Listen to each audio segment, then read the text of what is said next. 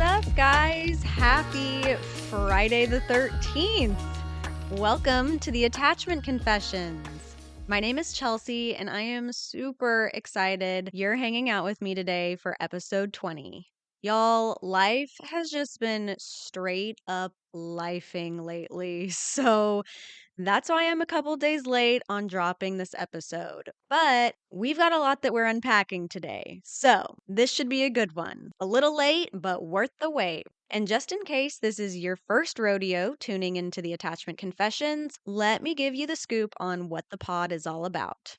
From the moment I discovered attachment science, everything about every relationship I had ever been in finally made sense.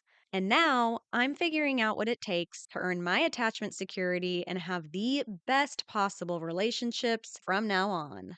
Here on the Attachment Confessions, we'll be diving into all things attachment science while you guys tag along on my attachment healing adventure. My hope is that by bringing attachment science to those of you who have never heard of it before, and by sharing my own story, you'll also be inspired to set out on your own attachment healing journey. That's the purpose of this podcast, so I'm grateful to have you here with me today. All right, before we get things poppin', we need to do some housekeeping, and I want to give a special shout out. If you could please hit the follow or subscribe button, as well as leave a rating and review if you're loving what you're hearing here on the Attachment Confessions, it really does make all the difference in the world spreading the word of attachment science. So pretty please take a sec to go do that, just like Daisy Chick with 2Ks did a few days ago, leaving a review on Apple Podcasts that seriously meant so much to me during a time I've been going through a lot, trying to figure out what's been going on with my sweet kitty cat Vinny. I had to take her to the emergency vet the night before, and it's been a whole thing. Super stressful. So her review came at a time I really needed to hear something positive. Daisy Chick said, "Thank you, Chelsea, for your honest and transparent podcast. This is exactly what I was looking for. We all need more shows like this that teach us exactly what the heck is going on in our minds and emotions. I am obsessed with all of this and moving forward to a healthy attachment." Dude, Daisy Chick. That is so amazing to hear. I am so happy this podcast has impacted you in such a positive way and that you're on the road to healing your attachment just like me. I would love if you sent me a DM on Instagram at the Attachment Confessions so that I can thank you directly for listening and leaving this review, and so that I can encourage you during your attachment healing journey. I know what it's like, so we got to stick together. Oftentimes, I wonder if this podcast is making any difference at all, and reviews like this motivate me to keep going, so thank you for real. Alrighty, guys, let's get to today's topic, shall we? Today's episode is part 2 of the 4-part series we're currently in, where we're digging in deep to each attachment style. If you missed episode 19, we focused on the anxious preoccupied. I highly recommend going back and listening to that episode if you haven't yet, because today's episode is dedicated to the polar opposite on the attachment spectrum from the AP. Today is all about the dismissive avoidant. Now, if you did listen to the anxious preoccupied deep dive, you'll notice that practically everything about the AP couldn't be more different from the dismissive avoidant. It's seriously so fascinating.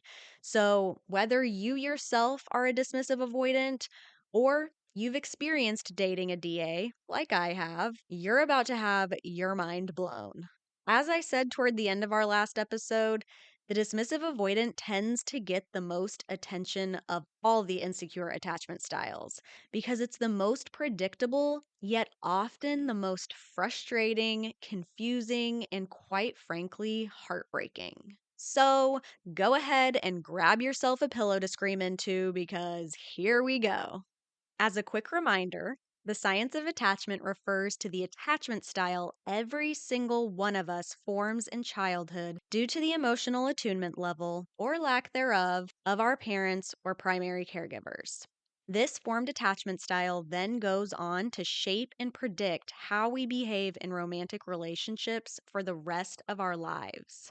Attachment formation typically happens between 0 to 5 years of age, which is so freaking wild to me, given that many of us have hardly any recollection from that age range, sporadic memories at best. But just because we can't consciously recall a whole lot from way back then doesn't really matter because our nervous systems remember. So, how does the dismissive avoidant insecure attachment form in childhood? In essence, emotional neglect. As young children, even in our infancy, we learn how to show love, communicate, and connect with those we're close to, long before we ever have any comprehension of what those words even mean. All of this gets etched into our nervous systems and our subconscious through emotional attunement, physical presence, the level of responsiveness to our needs, and subtle cues we pick up on from our parents or primary caregivers.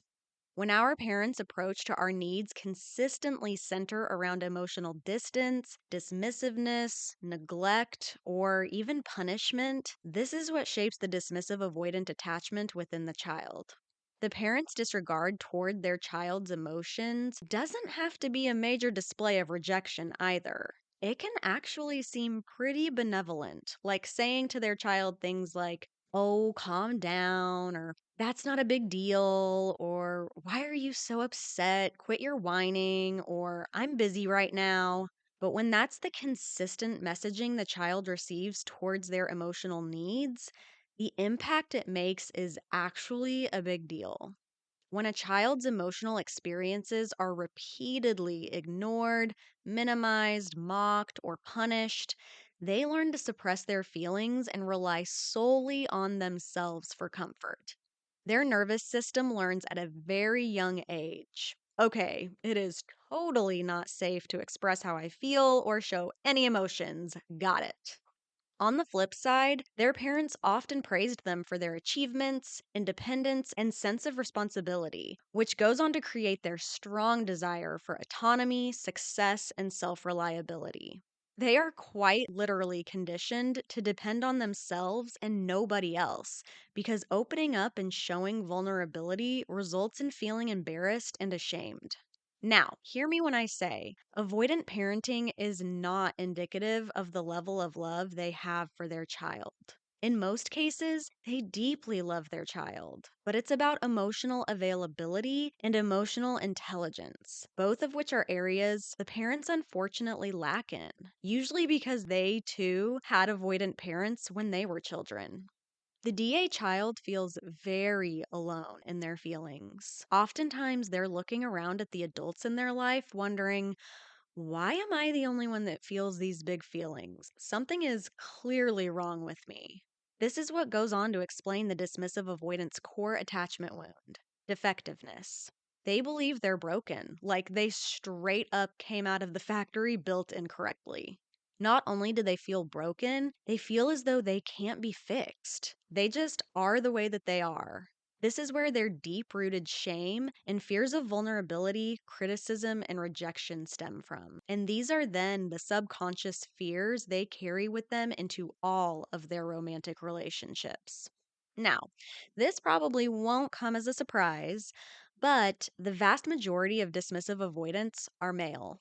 This totally makes sense though, because typically it's little boys that get told things like, walk it off, you'll be fine, rub some dirt in it, boys don't cry, whereas little girls tend to be treated a lot more delicately with their emotions. In many cases, if a female forms a dismissive, avoidant, insecure attachment, it's oftentimes the result of them experiencing a highly traumatic situation in their childhood where their emotional experience was shamed or ignored. For instance, say they had a family member abuse them, and when they had the courage to confide in their parents, they were shunned and the abuser was protected. This instilled in that little girl that we don't talk about things like that in this family, and that her horrendous experience is not as important as protecting the family reputation, which is so incredibly heartbreaking and despicable, and unfortunately, probably more common than we'd like to think. That's an extremely damaging and life altering example of how the dismissive avoidant insecure attachment can form. Now, let's explore a scenario that seems relatively harmless. Let's say the child started preschool, had his or her first day, and they come home from school upset, telling their parents about how they were made fun of for their backpack not being cool. And then nobody played with them. They just felt very sad and alone. Ugh, that breaks my heart just thinking of that sweet, innocent kiddo. So let's say their parents' response is something like, "Oh, those kids are just being bullies. Don't listen to them. Don't let them get to you." To a lot of you, that probably sounds like a totally fine response. And honestly, I would have felt the same way before learning about attachment theory, too. But to a young child who doesn't have the life experience or a fully formed prefrontal cortex, aka where their emotional regulation, rationalization, and complex cognitive processing takes place, it's unfortunately just not a helpful response. That response to the child tells them, "Your feelings are wrong. That shouldn't upset you. Why are you bringing this problem to me?" When this is how their feelings are met consistently by the person or two people they look up to and love the most, it creates total emotional shutdown and forces them to essentially figure their emotional experience out on their own. Because according to their parents, they have no need to feel a certain type of way about being made fun of and isolated by their peers. So, how should the situation be addressed instead? The first step is to validate and comfort the child, which helps them learn how to regulate their little nervous system. Here's an example of a better way for the parent to respond.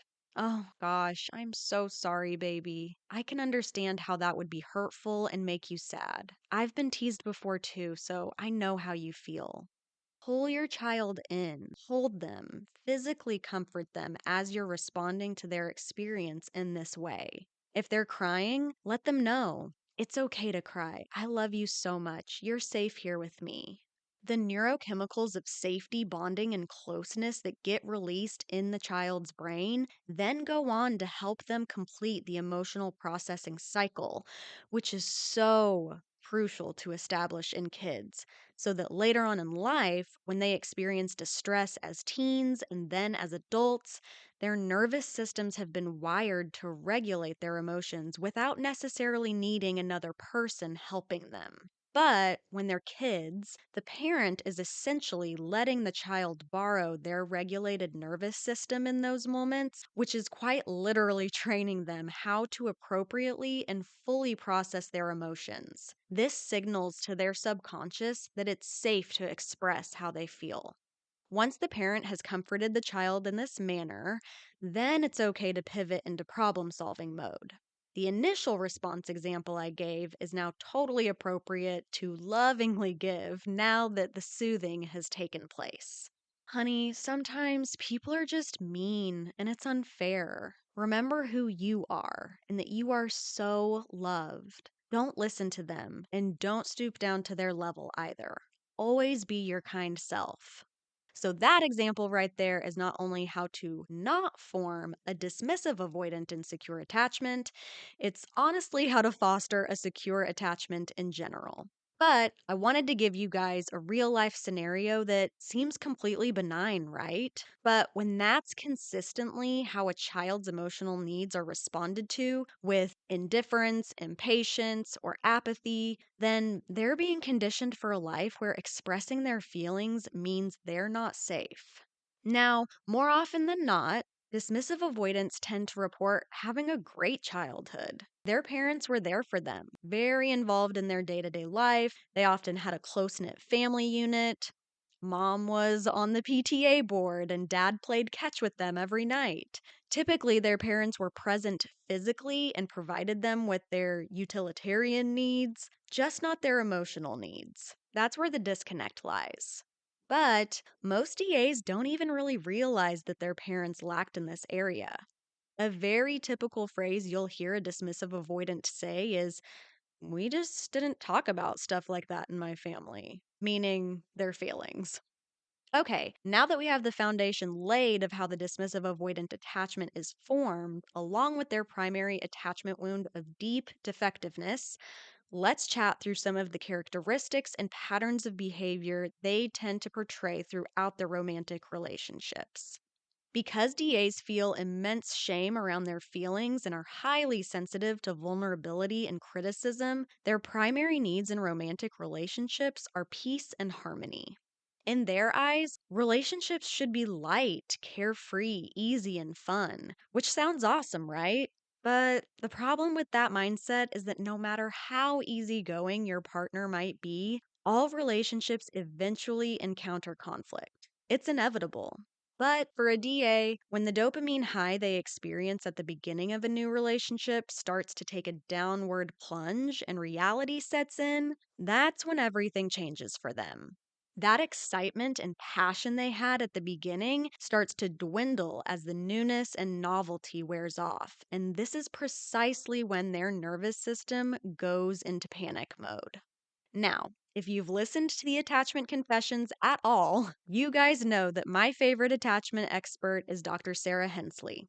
Dr. Hensley's description of the dismissive avoidant is spot freaking on. She describes it like every single DA goes to Dismissive Avoidant University and gets a diploma in dismissive avoidance because that is how freakishly predictable this attachment style is. If you've ever dated a DA before, this is going to make all the sense in the world. I was dating a DA when I learned about attachment theory, and my mind was blown, y'all. I finally understood everything about him and why he was the way that he was in our relationship. Now, if you yourself are a dismissive avoidant, and you're not really familiar with attachment science, you're about to finally make sense to yourself too. Essentially, when a DA meets someone new that they're into, they go all in. The fire of infatuation has been lit. They're very accommodating, attentive, affectionate, a little love bomby if we're being honest. And if you're not sure what love bombing is, I have an episode dedicated entirely to that topic, so go check it out. Love Bombing 101. At the beginning, the dismissive avoidant is so high from the love drugs flooding their system. This is a feeling that they subconsciously chase. And when that spark is ignited, they truly do seem like the perfect partner. They often are notorious for saying all the things you've always wanted to hear, making promises of the future they envision together, and moving the relationship to exclusivityville quickly. And it's not like they're trying to be deceitful. They really mean what they say and do when they're in that initial infatuation state. And that's what makes what happens next so painful for their partners. Typically around the 4 to 6 month mark, sometimes longer depending on the frequency in which the two see each other, like if it's a long distance relationship, which DAs are kind of notorious for getting into, then this can happen anywhere from 6 months to a year. But essentially, when the fun, new, exciting honeymoon phase is over and expectations from their partner of taking the relationship to the next level start to become a topic of conversation, that's when the dismissive avoidance starts to withdraw from their partner. The pressure of taking things up a notch in terms of commitment or intimacy or talks about future plans absolutely terrifies them. This is because that sense of independence and autonomy that kept them safe when they were a child is now subconsciously being threatened. All right, let's pivot a bit and talk about the brain chemistry of the dismissive avoidant real quick. If you listened to our previous episode, you'll notice a stark contrast in the chemical makeup of the DA's brain versus the anxious preoccupieds. The brain chemistry involved in avoidant attachment includes deficiencies in GABA and oxytocin, which is often referred to as the love hormone. It also includes heightened dopamine seeking behaviors, which perpetuate emotional detachment and dissatisfaction in relationships. Again, once the newness wears off and the dopamine spirals downward, they crave that feeling again, essentially ditching their partner for someone new to give them that high. Understanding the chemical makeup of the dismissive avoidance brain also helps to explain what triggers them in romantic relationships: closeness and vulnerability, which again could not be more opposite than the anxious preoccupied, who quite literally feels like they're dying inside without closeness in their relationships. Unlike the AP who associates distance with danger, the dismissive avoidant associates closeness with danger. Because remember, emotional vulnerability was what got them rejected when they were a child. So, with all that being said, as an adult, dismissive avoidants tend to continuously chase a fantasy relationship. They are all in until their nervous system feels threatened with things getting too serious. They believe that if someone's right for them, there won't be any problems, any conflict, any expectations had of them, any emotional depth, just surface level, easy relationshiping. They show up in relationships with like full emotional body armor on. They will only expose the pieces of themselves that they want people to see, and those pieces do not include exposing their wounds or anything that can come across as vulnerable. They essentially are standing at arm's length emotionally, and their partners are often left wondering who the heck they really are. I remember when I was with my dismissive avoidant ex, and I was absolutely bewildered because we actually knew each other for a very long time, like almost 2 decades, but I never felt like I actually knew him. Does that make sense? But this is their way of maintaining a sense of distance and control, which is what's safe and comfortable to them. Once the relationship crosses over that honeymoon threshold and things start getting real, their attachment wounds get loud, and they convince themselves that their partner isn't meant for them, and someone better, some fictional person that won't trigger their wounds, is out there somewhere. As long as they keep telling themselves this, they can maintain their emotional walls.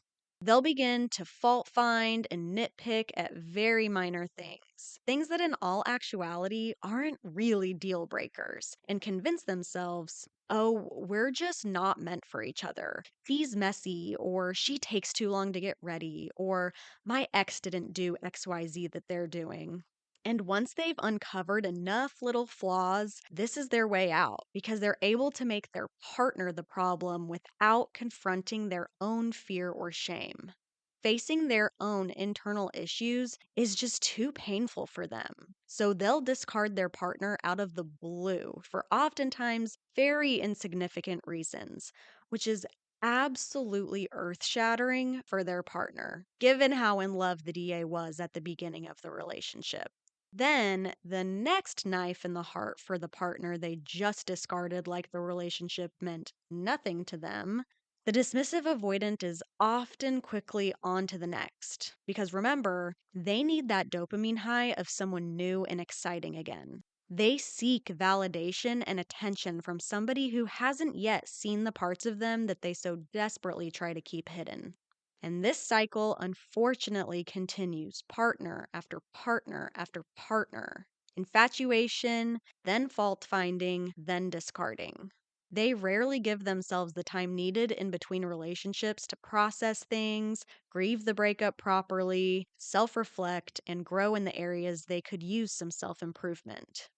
They avoid feeling the pain of their own shortcomings at all costs because doing so would just bring inner shame and reinforce their wound of defectiveness. Because of this cycle, dismissive avoidants are the attachment style most likely to become the lifelong bachelors and, in some cases, bachelorettes. And the DAs that do end up getting married, it's more so because that's what they think they're supposed to do. Like, they want to go along with what's viewed as culturally appropriate, but not usually because they're fully committed to the idea of marriage. Sometimes it's the fear of losing their partner that gets them to take that next step to the altar, but usually they fear losing their independence more than they fear losing their partner. All right, let's talk through some typical characteristics of the dismissive avoidant.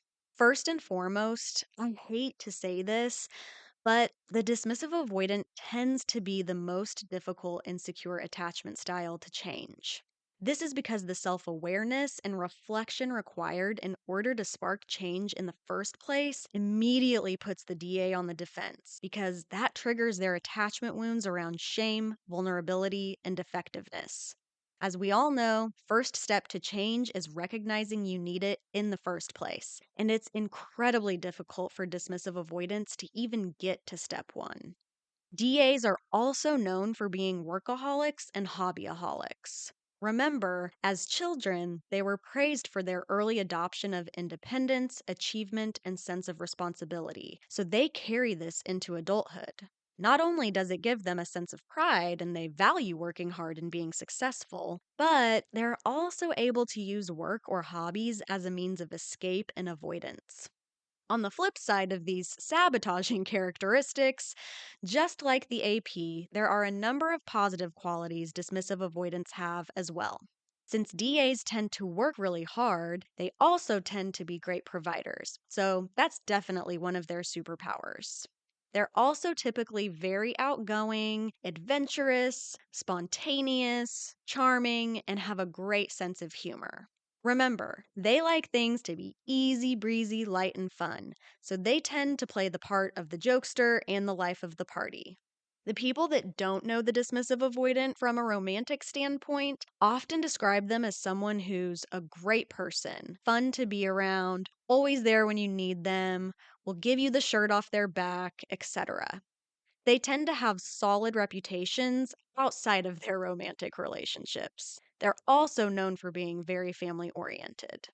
Since DAs are more comfortable expressing love in non vulnerable ways, they tend to have the love languages of acts of service and gifts. Sometimes physical touch will be on their preferred love languages list as well, but the former two that I mentioned are most common for DAs.